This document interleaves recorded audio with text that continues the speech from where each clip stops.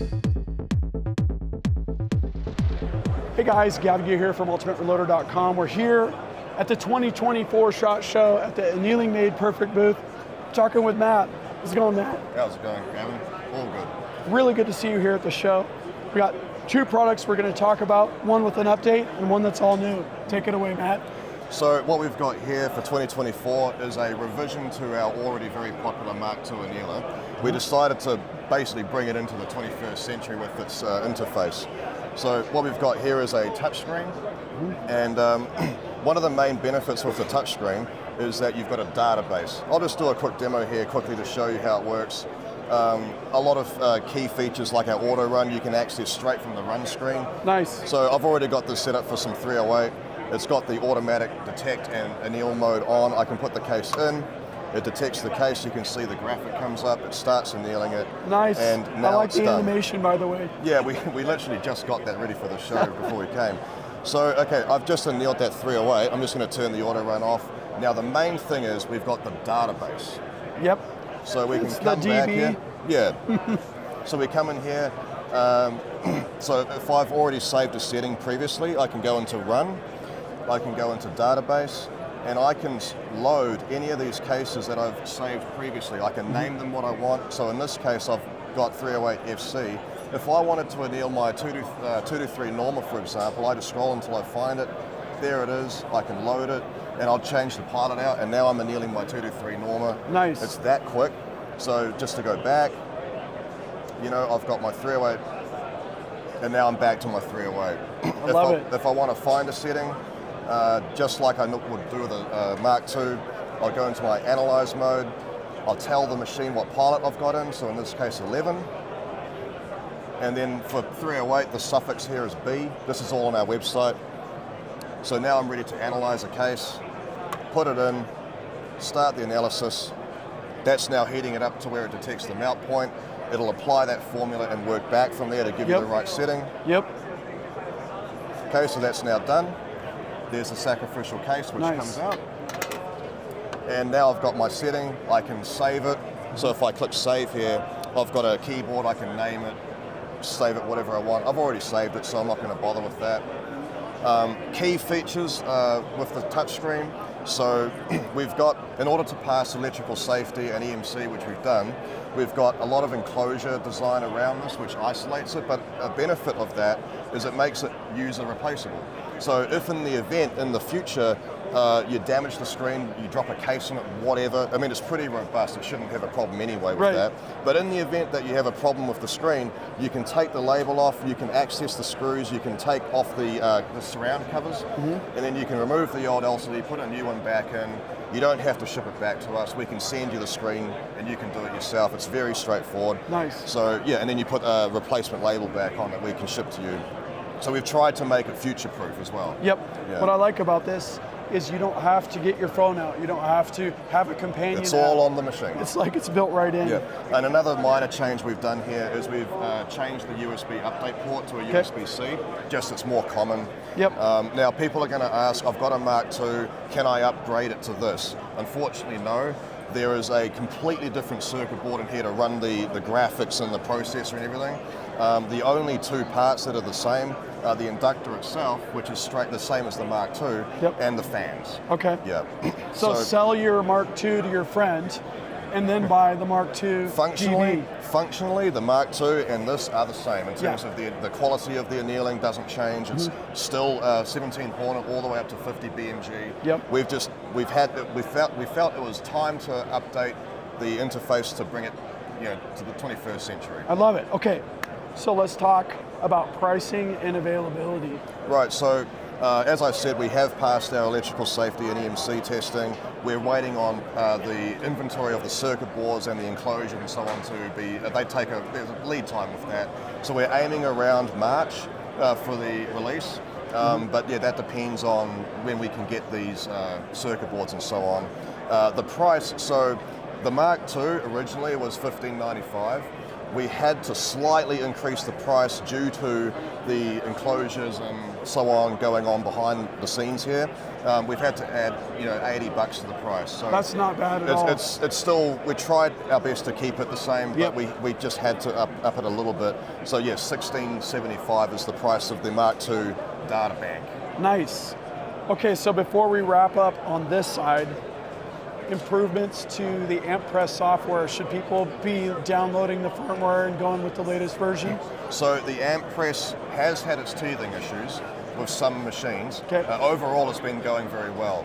Users that have had a press for a while and haven't updated really need to update to the latest version of software for both Mac and PC, and make sure that they have the latest version of firmware. That's vital because there have been slight issues with the RAM jamming, and these software updates prevent that.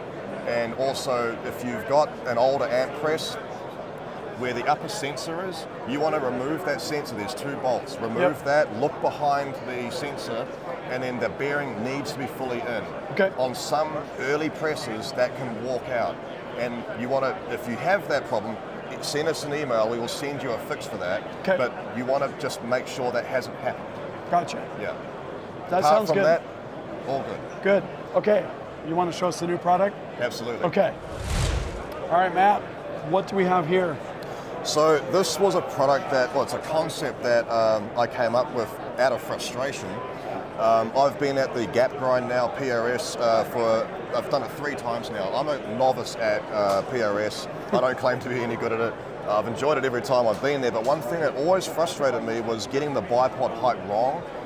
Approaching the stage thinking, okay, for example, it's a downhill, angle, I'm elevated, so I needed a low bipod, high rear bag. So I'm at the stage, I'm ready, I'm going, yeah, shooter ready, understand, okay, let's go, get on there, and then I find, oh no, I've got my bipod too low, and then I take the bag out, and then I still don't have enough depression on the butt to get the barrel up. And so I'm flustered now, I'm messing with the bipod, I'm losing seconds. So this concept here, I made to prevent that from happening again. So the idea is, if you're behind the rifle, and if you find you need to come up, you can just grab this handle, and you can come up very quickly. You can look down the scope, and you can come down, up, you can put it exactly where you want it. And what that means is you have your rear bag set to the exact height you want. You can still adjust with the rear bag, but it means you've got the precise amount of up and down adjustment you need to still be rock solid.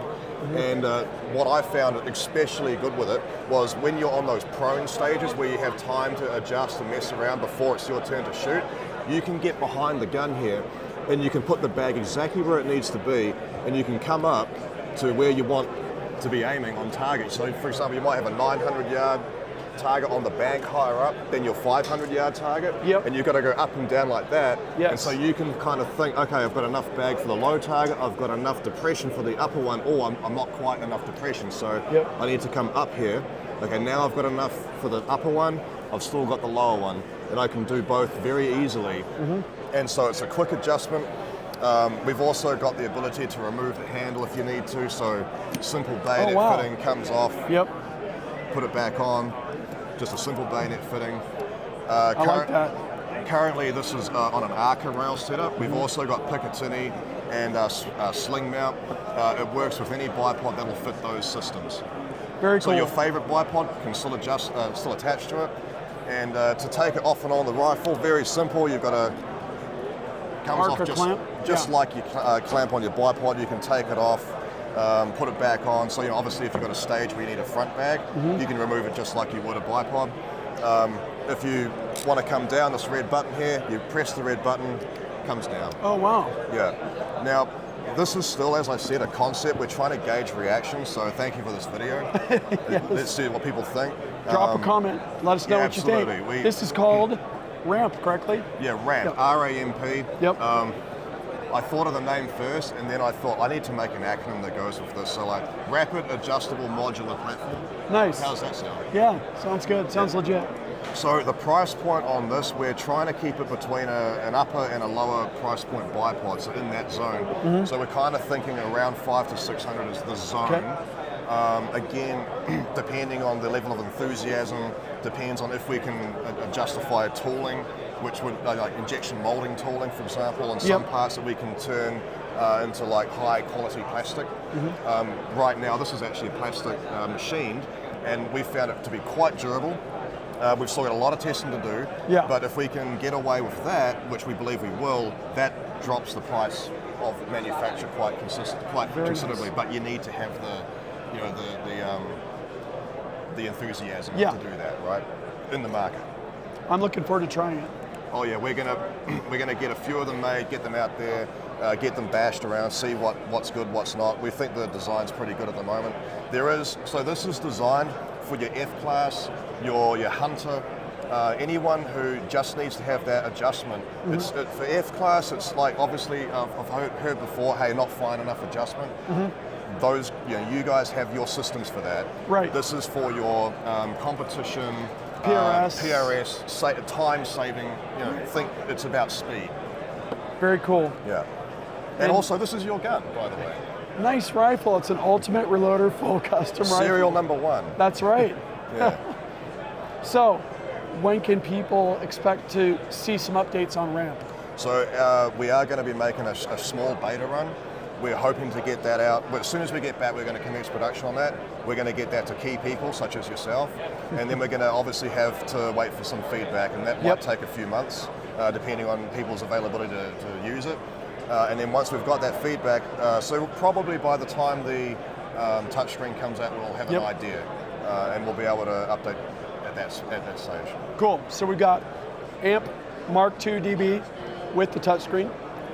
This is the all-new ramp concept, which I'm very much looking forward to trying. And if you have your AMP press, make sure you have your latest firmware. Anything else? I think that covers it. Nice. It's been good to talk, Matt. Yep.